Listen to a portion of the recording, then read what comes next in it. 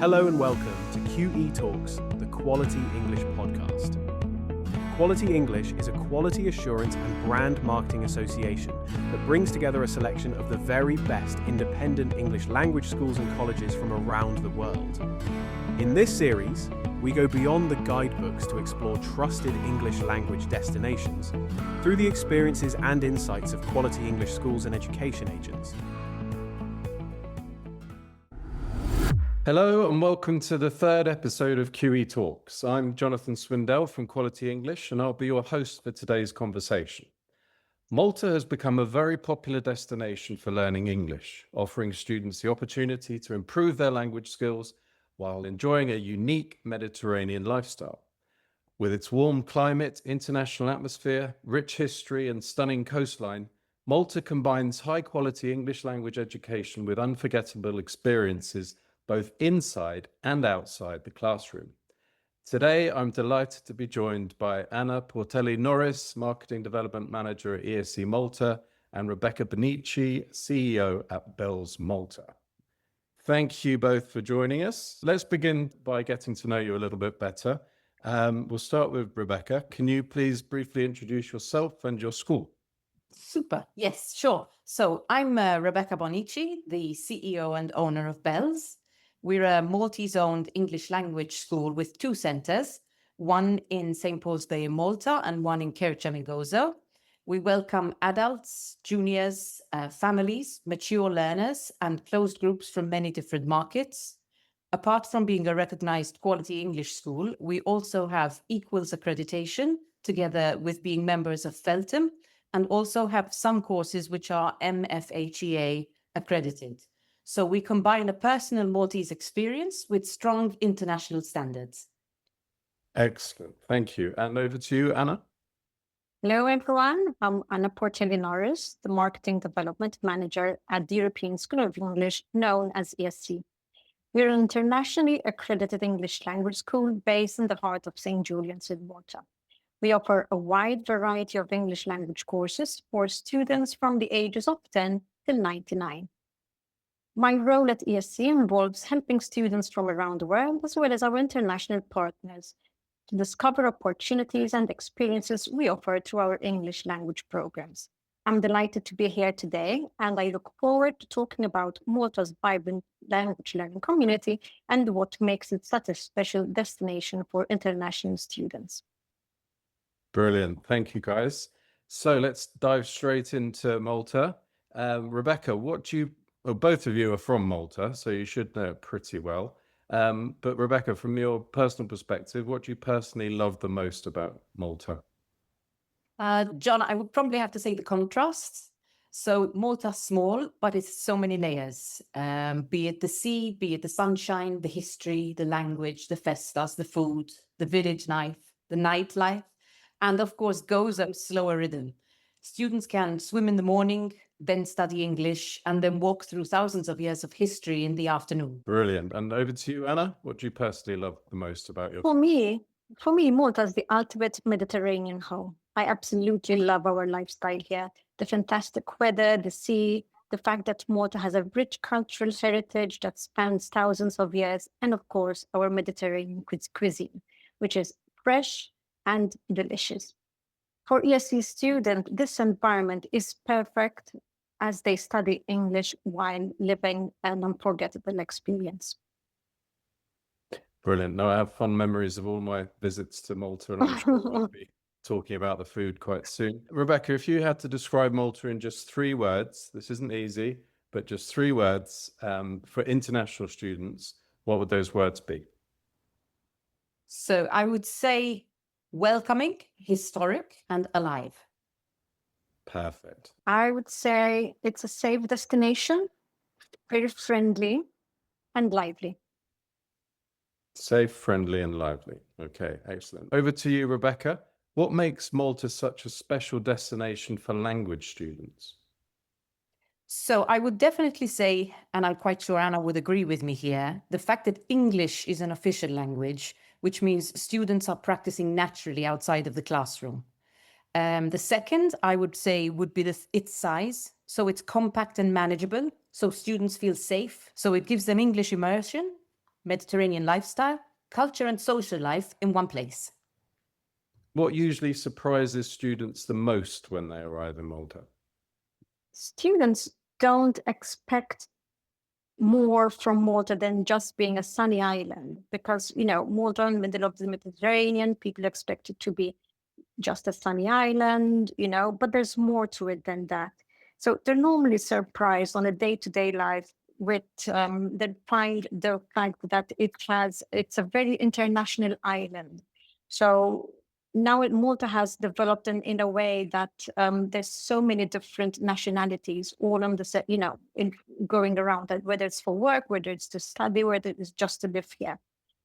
The scenery changes. Another point is that the scenery changes very quickly. You could be going from a densely populated village to the countryside in just a matter of minutes, basically. So that is also another beautiful fact about Malta.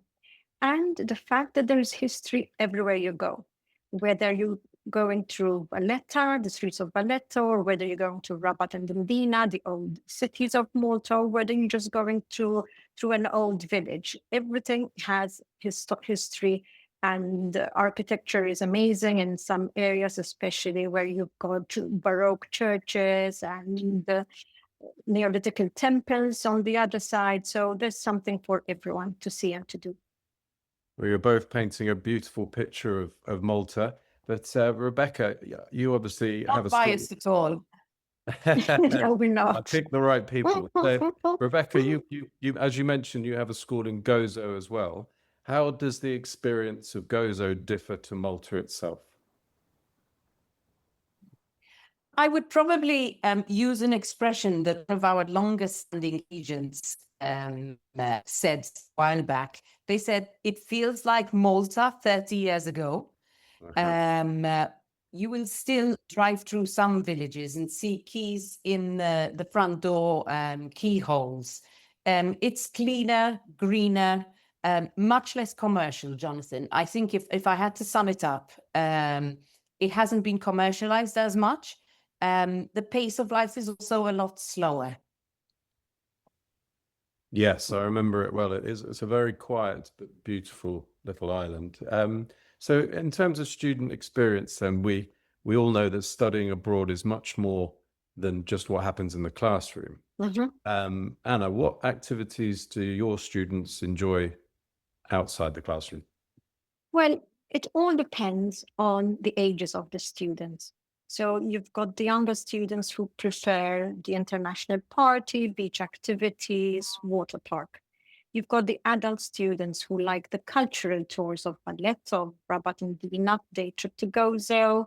So the adults like their culture, but the adults also like to attend the welcome party on a Monday night, and also sometimes we organize dancing classes, which they love to attend to. So it all depends on the student, their culture, and what experience they would like to have whilst in Malta. But basically, there's something for everyone.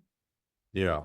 Rebecca, would you agree with that? And are there any other things that people do in Gozo that are slightly different to Malta? I would say one of the activities, or rather than an activity, it's a way of life. Because there are less cars on Gozo, I would say a large part of our students will actually rent a bicycle and use bicycles to get around on the island, also because it's far less hilly than Malta is. So if you like, apart from being the quieter island, they gently discover it at their own pace while cycling. What Anna has said about activities in Malta for the range of students, be they teens, families, or mature learners, most of that can be done on Gozo, of course, realistically to scale. Yeah. That's it.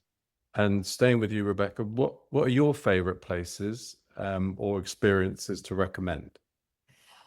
Okay, so I will definitely go with Tapino Sanctuary in Gozo, the salt pans in Mars, and then to be a little bit less MTA brochure, I would go with the three cities down in the south of the island.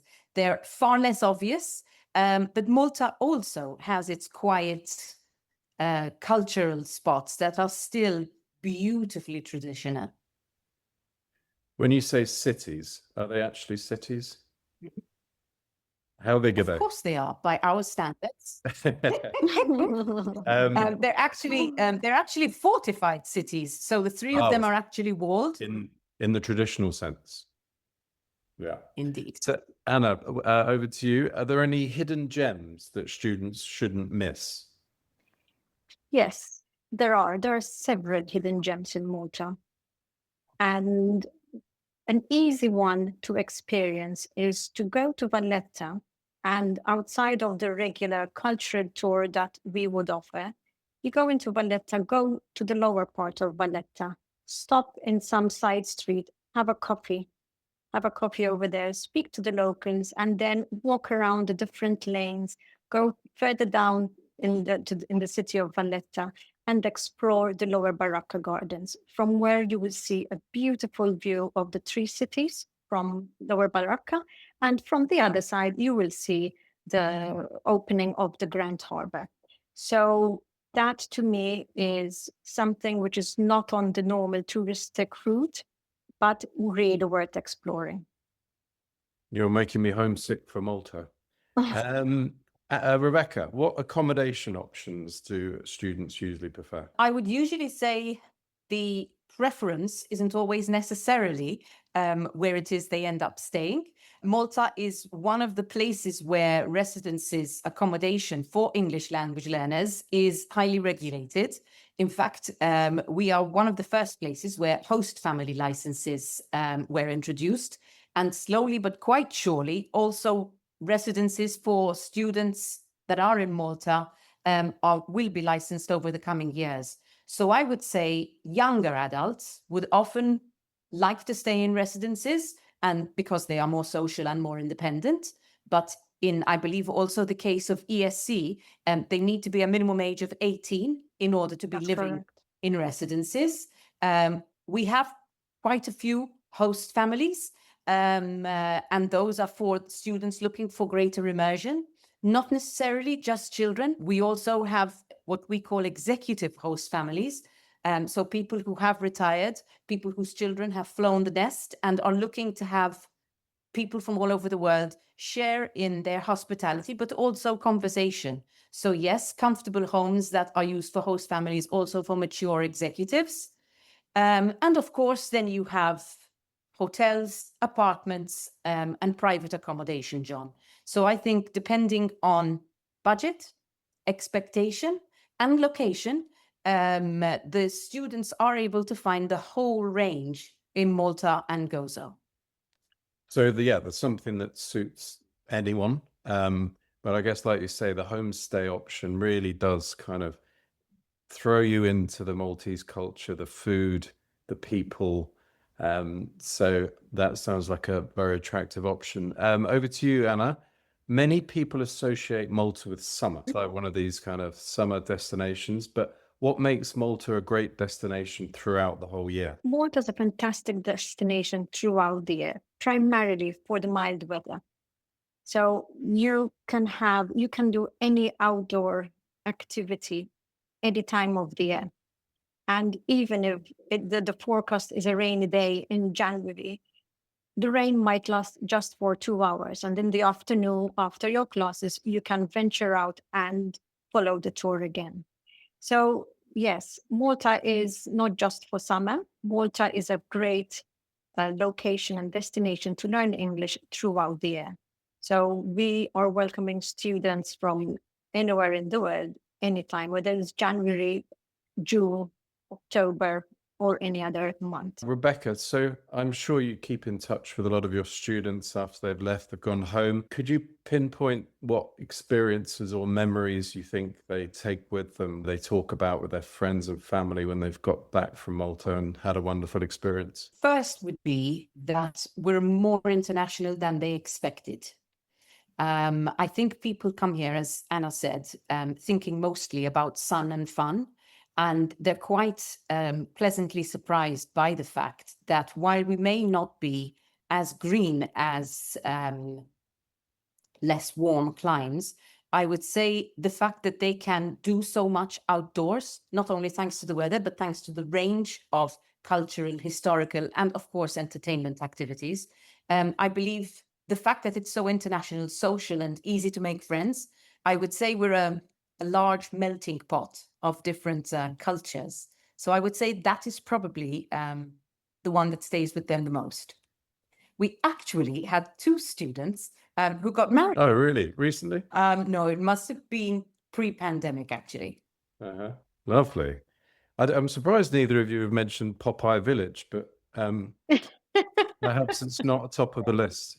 But there are... Not anymore, no. Not anymore, but There are, some people do ask for it. Well, loads of students do ask for it. Good. It's I'm glad. also the beach that it's perched up on, John, is actually quite beautiful. Yeah, no, it's a beautiful It spot. really is. But there are water parks, at least one There's- water park, isn't there? There's one water park, Yeah.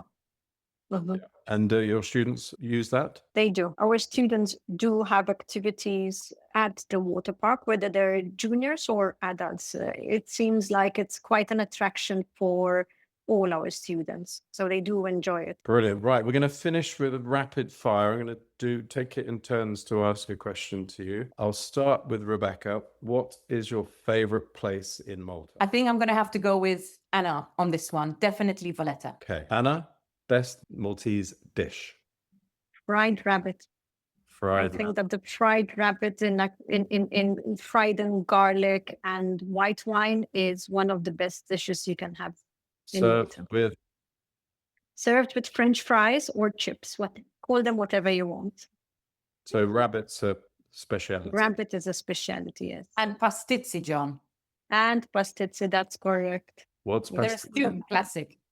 It's a snack. It's a snack made with pastry, puff pastry, and the stuffing could be anything from ricotta cheese to a mixture of peas or chicken or beef. Rebecca, best beach? I'm Tufiha. And I agree whereabouts? with Rebecca. Where is that? Northwest. Northwest. Okay, I'll write that down. It's called Anna, Golden Bay in English. Golden What? Bay, okay. Actually, no. I lived in Riviera. The steps. The So I'm steps. talking about Oh. Ain Tufiha, where you need to go down with quite a Yeah. few steps. So not accessible to all, John, to be fair. They're neighboring beaches, Exactly. correct? Yeah, they're beautiful, both of them. But Eindhoven has better. Sounds beautiful. Anna, best activity for teenagers? So, depending on the nationality for teenagers, but in general, they love the welcome party in summer. They love it. And of course, going to the water park. Those 2 are good fun. Rebecca, best activity for mature learners? I would definitely have to say the wine and food experiences in the smaller farms on Gozo. Well, thank you both so much and for sharing your insights and experiences into Malta and Gozo. We hope today's conversation has given agents and future students a deeper understanding of what makes Malta such a unique and memorable destination for learning English. To learn more about trusted independent English language schools in Malta and around the world, visit qualityenglish.com and explore our destination guides. Thanks for listening, and we'll see you next time on QE Talks.